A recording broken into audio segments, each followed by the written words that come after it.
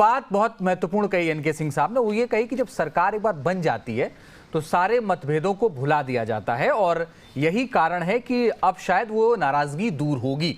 लेकिन आने वाले वक्त में जो एग्जिट पोल में दिख रहे हैं, एग्जिट पोल के नतीजे मोहित, वो पूरे एग्जैक्ट पोल में आपको बदलते हुए लग रहे हैं? क्योंकि आप तो बहुत सारी सीटों पर गए, आपने रिपोर्टिंग की, आपने समझा, कांग्रेस कवर भी करते हैं आप।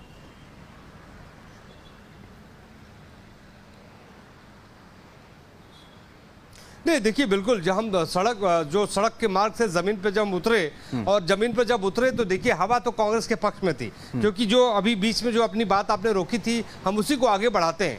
बात ये थी कि जब 2019 में चुनाव हुआ था, जब कांग्रेस पार्टी के पास कुछ था नहीं, मोदी मैजिक चल रहा था, अपने शबाब पे था, लोकसभा चुनाव में मोदी ने बेहतर प्रदर्शन किया था, उसके बाद जो है हरियाणा के भीतर चुनाव हुआ था, तब कांग्रेस पार्टी ने 31 सीटें जीती थी, भारतीय जनता पार्टी ने 40 जीती थी। हालांकि जेजेपी के साथ उनका गठबंधन हुआ और वो सरकार बन गई। लेकिन उसके बाद जो सूरत हाल हरियाणा के भीतर बदला, किसानों का मुद्दा आया, किसानों का प्रदर्शन हुआ, जो है नौजवान सड़कों पे उतरे, इसके अलावा जो अग्निवीर का मुद्दा वहाँ पे रहा है, महिलाओं का मुद्दा रहा है, तो पहलवानों का मुद्दा रहा है, इस सारे के सारे मुद्दे एक के बाद आए और 5 सालों तक लगातार ये मुद्दे छाए रहे।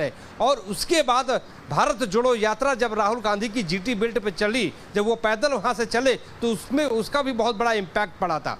इसके अलावा जो है नेताओं ने वहां पे मेहनत की, टिकटों का बंटवारा बहुत अच्छा हुआ, राहुल गांधी के साथ प्रियंका गांधी, अच्छा उसके अलावा राहुल गांधी ने दोबारा फिर से वहां पे यात्रा शुरू की, उसका भी बड़ा इम्पैक्ट पड़ा। अंबाला से लेकर कुरुक्षेत्र तक, बहादुरगढ़ से लेके जो रोहतक सोनीपत तक, तो उन यात्राओं का इम्पैक्ट पड़ा। जब राहुल गांधी पैदल चलते, जिन जिन राज्यों में वो गए हैं वहां पे कांग्रेस पार्टी को फायदा हुआ। हालांकि ये राहुल गांधी की बात हो गई। अब आते हैं कुमारी शैलजा और भूपेंद्र सिंह हुड्डा के बारे में। इसमें कोई शक नहीं है कि भूपेंद्र सिंह हुड्डा ने जो 10 सालों में जो रोहतक के लिए हो, गुड़गांव के लिए हो, हरियाणा के लिए जो उन्होंने काम किए, उसको लोग याद कर रहे थे, जमीन पे याद कर रहे थे, और वो कह रहे थे कि हुड्डा जी को मौका एक बार मिलना चाहिए। और एक नैरेटिव जो कांग्रेस पार्टी ने देखिए बनाया था कि कांग्रेस आ रही है और बीजेपी जा रही है, तो उस नैरेटिव में मैं ये कह सकता हूं कि वो नैरेटिव चल रहा था, लोगों को ये लग रहा था कि कांग्रेस की सरकार आ रही है।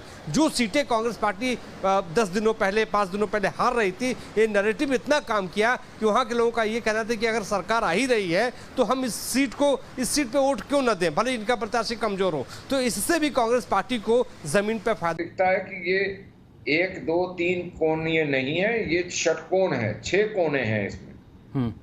अब उसमें कितने % किसको जाता है ये एक और विषय है, लेकिन बटना 6 में है, 6 मुख्य जो घटक हैं। और दूसरी सबसे बड़ी चीज जो एलिमेंट है, जिसको लोग डिस्काउंट कर रहे हैं या जिसको लोगों को समझ नहीं आ रहा, जो पंडित हैं और जो मेरे को लगता है, हो सकता है मैं गलत भी हूं, अगर मैं गलत हूंगा तो मैं 8 तारीख को माफी मांगूंगा, कि हुड्डा साहब की सेहत के लिए 40, 45 से ऊपर जाना हानिकारक हो जाएगा। क्योंकि जो भजन लाल जी के साथ हुआ, जो बंसी लाल जी के साथ हुआ, वही हुड्डा साहब के साथ हो जाएगा। ये हुड्डा साहब को पता है। क्या हुड्डा साहब वो रिस्क लेंगे या नहीं, ये भी एक और एलिमेंट आ जाता है इस पूरी इक्वेशन के अंदर। और लास्ट एंड फाइनल वो ये है साहब, आप अभी आपके जो कॉरेस्पॉन्डेंट हैं वो बोल रहे थे कांग्रेस आ रही है, बीजेपी जा रही है, इसमें उनके जो कमजोर हैं कैंडिडेट उनको फायदा होगा। मैं ये समझता हूं कि ये जितना लाउड कैंपेन कांग्रेस ने करा, इसका फायदा बीजेपी को मिला।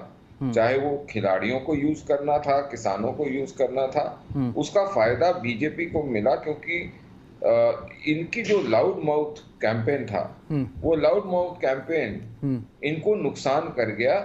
और वो इस प्रकार से नुकसान करा क्योंकि लोगों को रोहतक 2016 वो दृश्य जीटी रोड के सारे याद आए, उनको मिर्चीपुर भी याद आया जिस प्रकार से शैलजा जी के साथ हुआ, और बतेरे और छोटे छोटे वो 50% वो कोटे के ऊपर 50 वोटों के ऊपर एक नौकरी और ये नौकरी और वो, ये सारे जो हैं ये लोगों को मेमोरी रिफ्रेश करते रहे।